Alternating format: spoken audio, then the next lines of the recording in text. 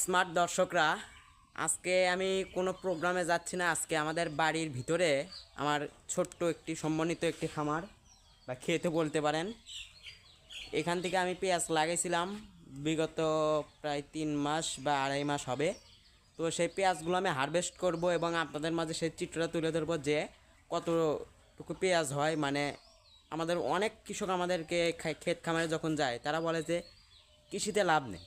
তো আমি লাভ আছে কি না সেটাই আমি দেখাবো। আপনারা আমাদের সঙ্গে থাকবেন এবং পেঁয়াজ তুলবো, হারভেস্ট করব জমি থেকে। আপনারা আমাদের সঙ্গে থাকবেন, আমি সেই চিত্রটা তুলে ধরবো। এইখানেতে পেঁয়াজ লাগাইছি। তো আশা করি আপনারা ভিডিও জুড়ে আমাদের সঙ্গে থাকবেন। চলুন শুরু করা যাক। বিশাল বিশাল আমাদের শোলকের বীজ হচ্ছে আমার ছোট্ট খামার।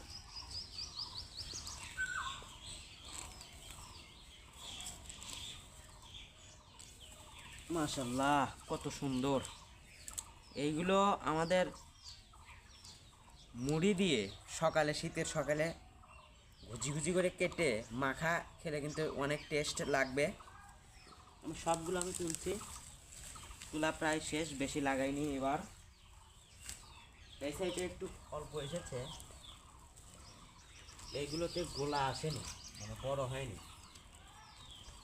সমস্যা নেই, হাতের 5টা আঙ্গুল যেহেতু এক না, ঠিক মাটিরও এরকমই, সব জায়গাতে একই ফসল আসবে না। তবে আল্লাহ তাআলা যা দিয়েছে তাতে হাজার শুকরিয়া আদায়। আমরা শুধু একটা কথাই মাথায় আসতেছে, অনেক খামারি আমাদেরকে বলে কৃষিতে লাভ নেই। এই যে লাভ, এটাতে 5টা লাগাইছি, একটা আসতেছে আমার 5টা, তাহলে লাভ থাকবে না? এটাতে আরও কয়টা দেখাই।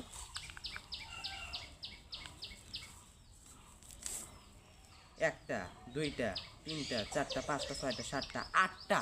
মাশাল্লাহ, এটাতে 8টা। আগে দেখাবো তারা কেন বলে যে কৃষিতে লাভ নেই, এটা মাথায় লাগছে। লাভ থেকেও তারা আল্লাহ তাআলা শুকরিয়া আদায় করছে না, এটা তো ঠিক না। আর বোধহয় নেই, এই পাশে কয়টা আছে দেখি।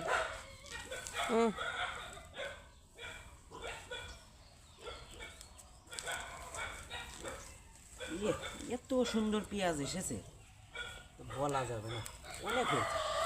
লাগাইছিলাম সম্ভবত 55টা না 60টা, দেখবো এখানে পার হয় কিনা।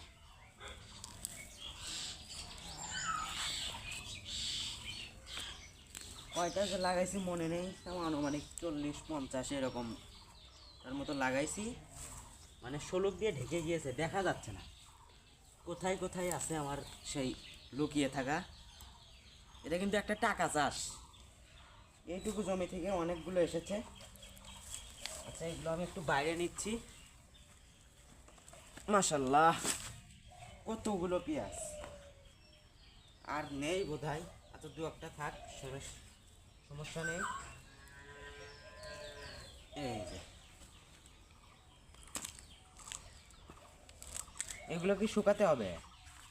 দেখো, শুকান লাগবা।